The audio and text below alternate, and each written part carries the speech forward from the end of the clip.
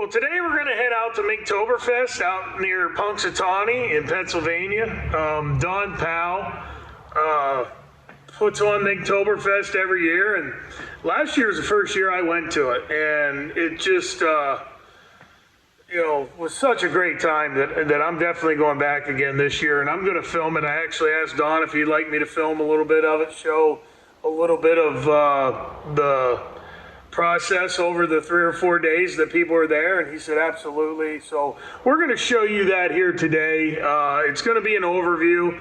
It's going to be bits and pieces. I'm not going to really sit and film one thing for 10 minutes. It's just going to show you bits and pieces of what you can expect if you go out to Minktoberfest.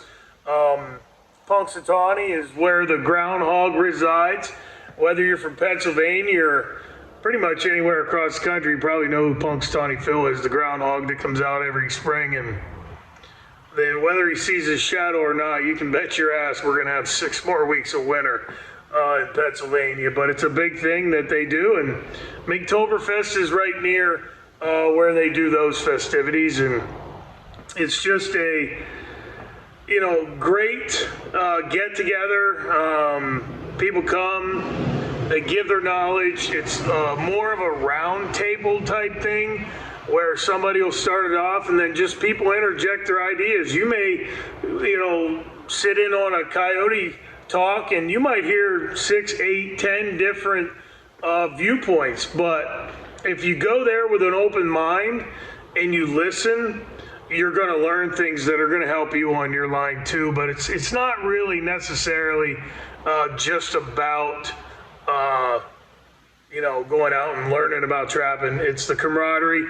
It's probably the closest thing to what the old time rendezvous were. You do have Neil Olson's up in Maine, which is a fantastic event also. And those two events are probably more in line with the old school rendezvous where all the trappers came from all over and told their stories and talked about what's working for them and what's, it's just one of those atmosphere, and it's a fantastic event, and that's what we're going to show you here. We're going to take you out to Minktoberfest, show you some of the things that go on there on a daily basis over that weekend, and I think you're going to enjoy it. I'm actually here with Don Powell. He's the one who originated this whole Minktoberfest, and Don, I really appreciate what you've done, for trapping and mink trapping and everything in general. But I want to give you an opportunity just to kind of tell everybody out there, what caused you to get the, just the gumption to do this. That's a good question. And kind of what has brought you to this point? This is like a dream for me, seeing people coming, that you guys are my heroes, people that I watched their videos growing up and that have been my mentors, and just to have them come to the camp and pass on their knowledge and dig the well a little deeper. So I guess it's just such a sharing event, and I appreciate you coming and participating. And it is, I got to tell you, if you have not been here, and if you do this in the future, which I know you're planning, I recommend you get out here because there is a wealth of knowledge here. What you've done is create a place that everybody comes and freely gives us information, and the only thing it really does is help trapping. Yeah, and it truly just kind of evolved organically by itself. So 4 or 5 guys got together and just shared ideas, and we had such a good time that the next year we invited some other people, and then it's just grown since we'll have about. Well, you're in your 13th year, right? 13. We missed 2 years because of COVID and my wife's health. But yeah. 13 years and moving forward, but I would say, I don't know, you're going to have about what, 200, 250 people here? 250 to 300. Okay, let's just say 250 for even numbers, and and I would say each person here probably has at least 20 years experience. So we're talking, 4,000 years of experience here. Yeah, and stuff that, just like today, I just learned a bunch of things here, That was fantastic. Brian just did an unbelievable, and it really wasn't even a demo. You kind of put him on the spot, and he said 2 or 3 things that just, I'm going to actually give him credit and incorporate it into what we tell other people. Same here, yeah. And it happened, we have Russ Carmen Stadium over here.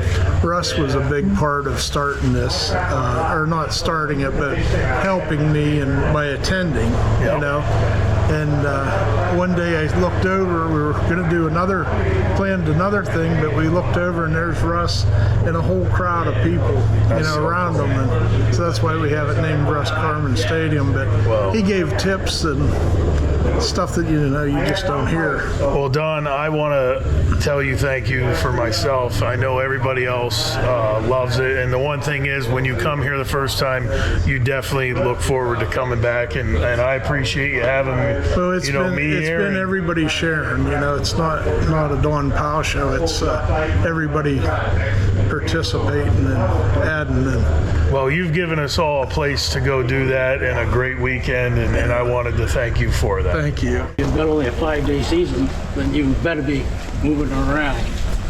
Because I used to do that. I used to try to find the areas, and I pre-bait, and I could eliminate some. What I'm looking for most often is a lot around cedar swamps in general. Most of the green growth is still around. It's because it's on a boundary between 2 territories, and the other coyotes available believe that coyote is trespassing when he's caught. So they put the hammer on him. I had an experience that happened just behind a very light snow. I had several sets on a dike. A fence run up the middle of the dike, and the coyote sign available had made it obvious that it was a boundary. I caught a 2-year-old female in the first set I made on that dike. 4 coyotes came at a 90-degree angle from quite a distance and killed that female coyote. 4 of them, obviously in the snow. When they killed the coyote, they made a U-turn and went right back where they came from. And I believe that dike was a boundary. On Punxsutawney, there was a group of individuals similar to this group. They gathered here once a year, and they went on a groundhog hunt. And you guys know the way it was before there was the Game Commission and rules and regulations. A big thing to do was basically go out and see, it was a bounty hunt. See what you can get. So there's your pods. The raw essence, everything. The rest of it, there's no smell there. You can take that in, do everything you want to it, pull it, treat it like a raccoon. There's no, everything that smells bad is here. You'll take a syringe and pull the essence. There's probably, I bet you'll get 12 out of the both of them, 6 on each side, cc's.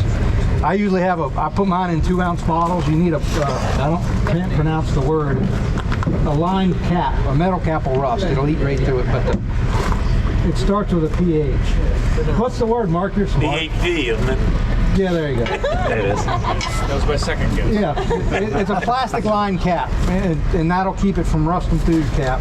Pull it with the syringe and put it in the bottle. When you put the syringe in, you will get some odor, because once you pierce that sac, that's when the good stuff gets out.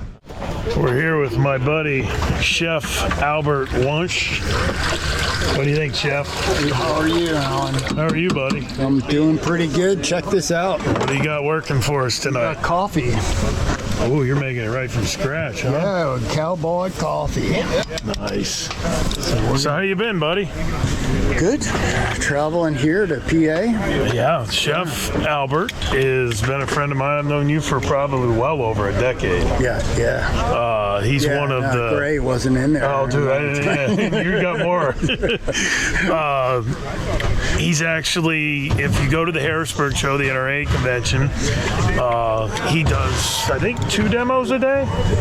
Yeah, 2 demos a day. 2 demos a day on game cooking, whether it's elk or venison, all of that. He lives in Montana. He's actually an awesome chef, and he's got books and stuff out there. Look him up on Amazon. But what do we got for dinner tonight, buddy? Oh, I got pasta, garlic bread, meatballs, Italian sausage, and Chef Cliff's going to make bananas Foster for dessert. Oh, and then tomorrow night is tomorrow night pig. We're going to start the pig tonight and cook it all night. So it'll be a 250-pound pig plus some pulled pork butt, some kielbasa and sauerkraut. My, oh my. And then Saturday is steak night. Saturday night steak night. And it's not just a little steak. It's like this big slab. 16-ounce ribeye. 16-ounce ribeyes for everybody. I hope everybody gains weight on this event. Oh, there's no doubt. You don't come here for 3 days and go home weighing less than what you weighed when you came here.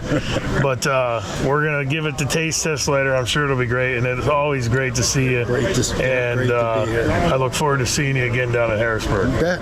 Get down to that leg hole. Because of the Achilles tendon still stuck on there, there's a bunch of stuff on there.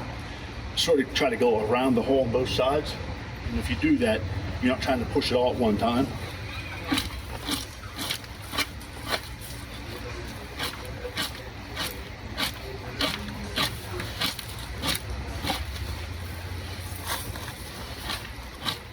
I'm setting a lot of my spots are in wide open country, out in the middle of cornfields, middle of soybeans. I live in poultry country. And I just punch it through. And then circle it and enlarge it. And I basically learned that from O'Gorman's book. Is that aluminum screen? No, that's steel. That's steel screen. Yeah, and I found you can buy it online if you look for it. Okay. Touching steel screen. I buy it from McMaster Car, big catwalk company. That's Minktoberfest. As you can see, and really, I didn't even film that much. I didn't really even take that many pictures. It's a non-stop 3 days of just fellowship, camaraderie, learning. You know, you saw who's all there. Gary Jepson, all of the people that, come from all over the different places. The amount of knowledge that's there, whether it's a skin and demo or a coyote talk or a mink talk or a fisher talk or, all those different things, sitting around the campfires, getting under the pavilion, having dinner with different people every day or lunch or whatever. It's just a really great experience, and I can't thank Don enough for his vision. His vision set this up, and as he said in his interview, Russ Carman went out early on, and there was 4 or 5, 6 different people there.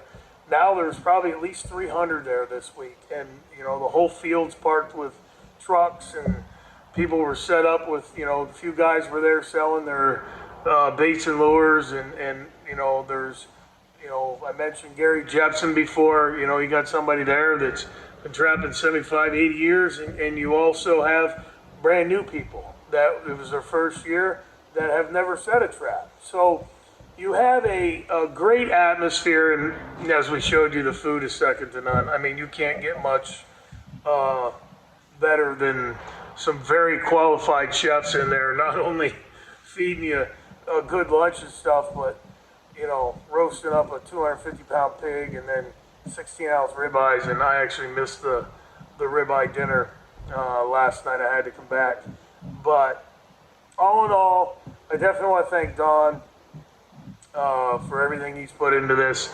And if you have an opportunity to go, and there's, I will say this, there's a lot of different schools out there, and every one of them, it doesn't matter if you're going to Zagger's Coyote U, or I know Brian Nelson and them do one, the Eastern Predator, the Coyote Academy. There's a multitude of different events that you can go to, and if you can go and do that, I highly recommend it, because I'm sure that you're going to get something from each and every one of those that you wouldn't get from another, whether it be the Trappers College through the FTA or whatever. But the weekend, the 3 days there at Minktoberfest is an absolute explosion of knowledge in your face. And it's in such a unique atmosphere of just, camaraderie and laughing and jokes, and, this guy's picking on this guy and the other guy's laughing. It's just a weekend that is geared for everybody that wants to go. The egos are left in the trucks. There's guys there that have caught hundreds, if not thousands of critters, and there's other people that are just starting out, and everyone is welcome.